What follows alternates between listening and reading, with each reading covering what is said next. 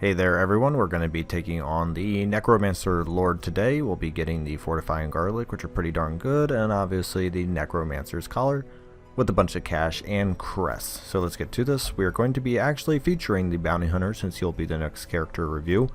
We'll be doing half a mark strategy, but he'll also be doing the pool strategy against the Necromancer.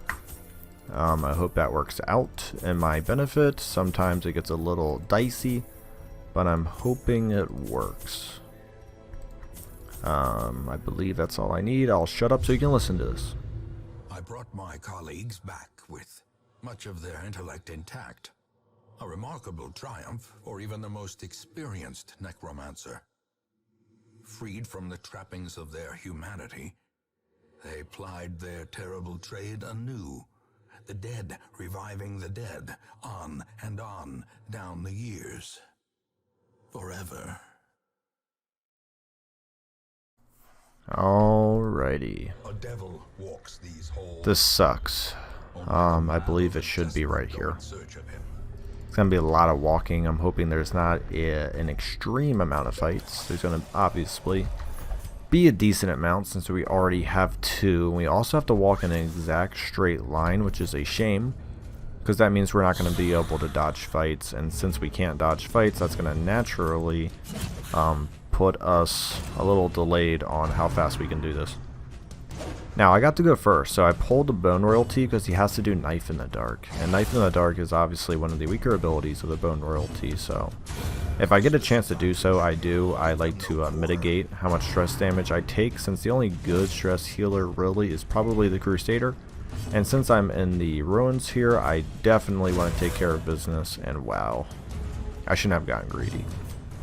There we go. Dang. I was just trying to stun him. I say he still has a Knife in the Dark. He never moves back, but I was just hoping to punch him back, get his stun out of the way. I guess I could have killed him. Yeah, I probably should have just killed him because he was also marked. That was probably the smarter thing. I'm just trying to act a little quicker, which is making me make some early mistakes here. I was okay with the Bone Militia living because I knew he was going to do a lot of damage, and I just didn't want the royalty to go again because I think they really are even. Bone Militia are so weak, and the Bone Royalty I think are overall pretty decent, so I didn't want to let him have another turn, even if it was just Knife in the Dark again. And I misclicked. I am rushing. Yeah, I have like a basement and I'm getting ready for Thanksgiving, so I'm trying to like move quickly, and that is 2 mistakes now. Hopefully we don't make those against the bosses. That will be very detrimental to my general health in this game. Now, sadly, Cultist switches. I'm actually gonna dog. Nah, I'm not gonna dog bone. We got a mark going.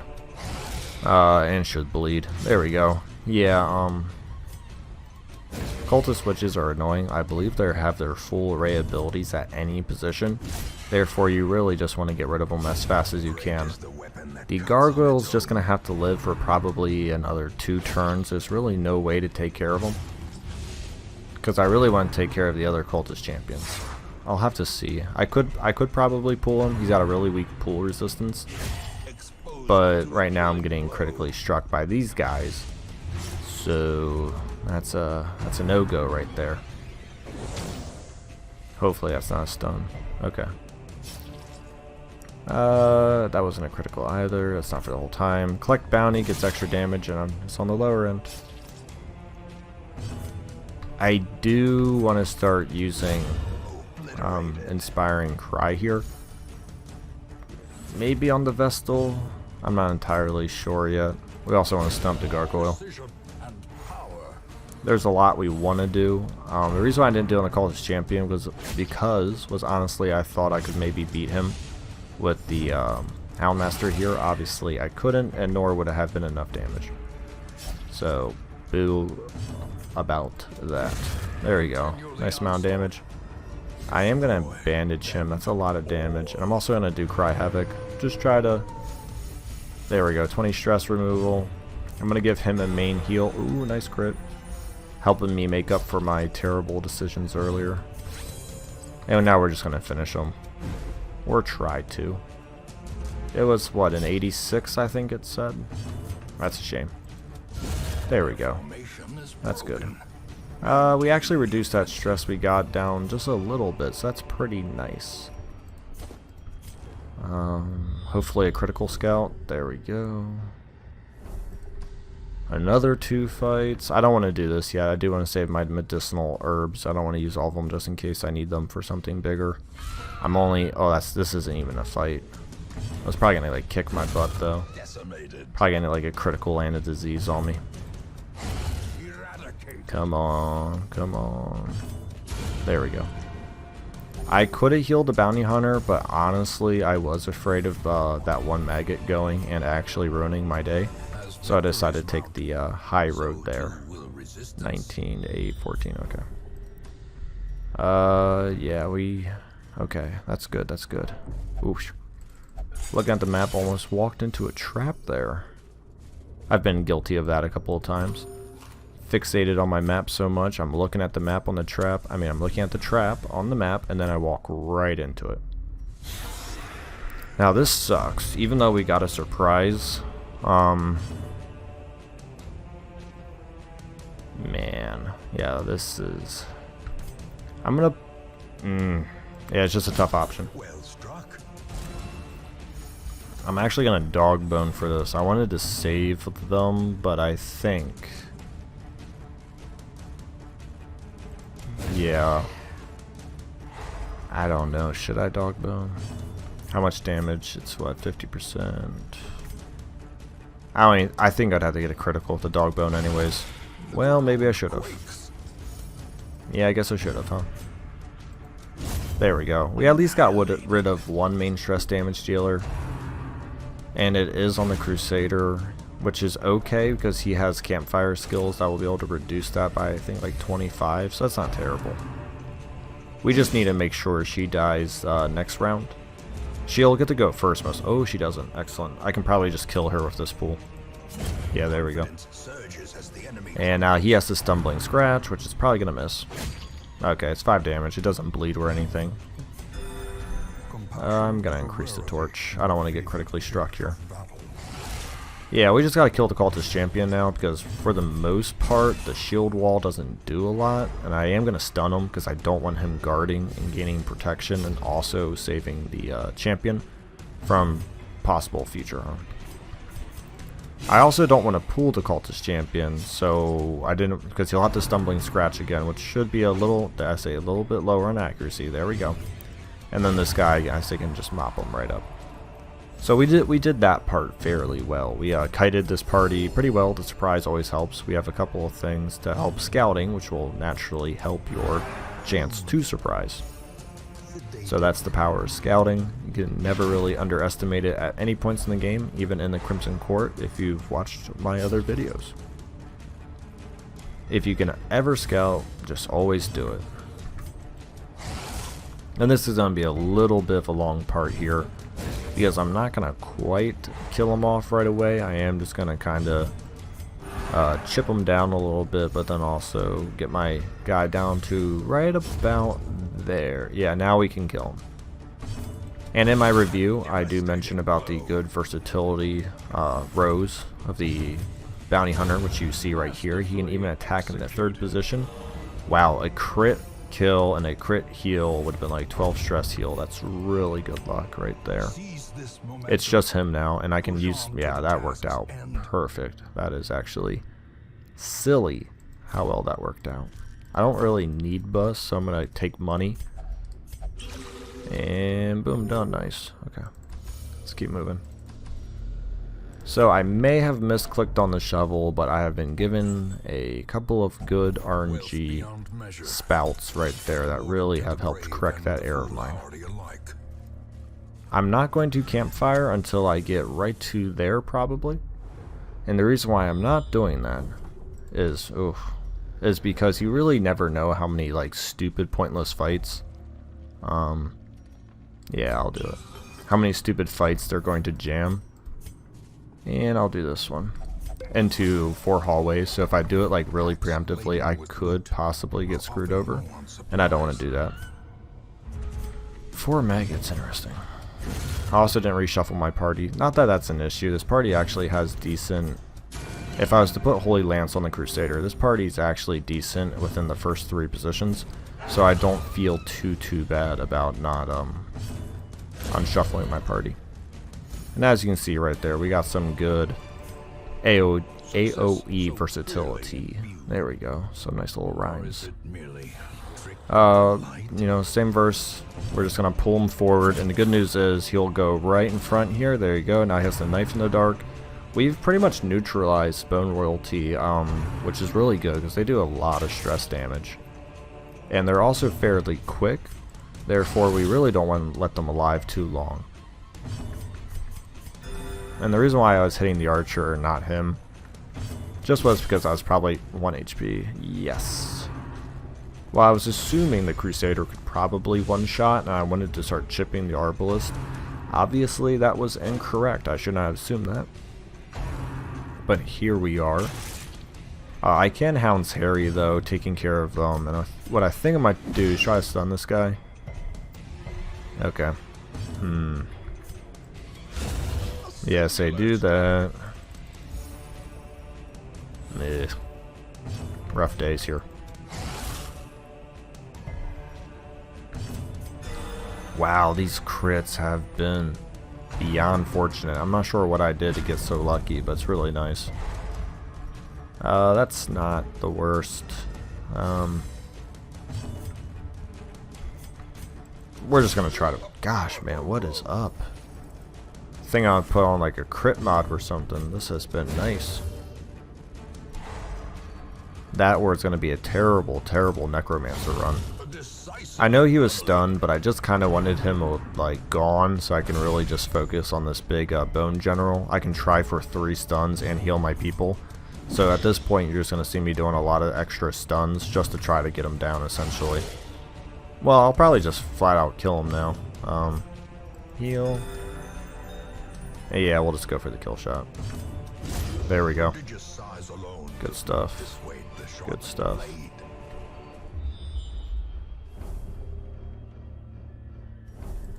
Alright. Yes, as you've watched many times before, you would know that the boss is in that room because it was the furthest away, because you go down here to 5, you go down here to what, like 4, 8, is that 8? Yeah, 8, and this is 4, 8, 9, so. And boom, boss.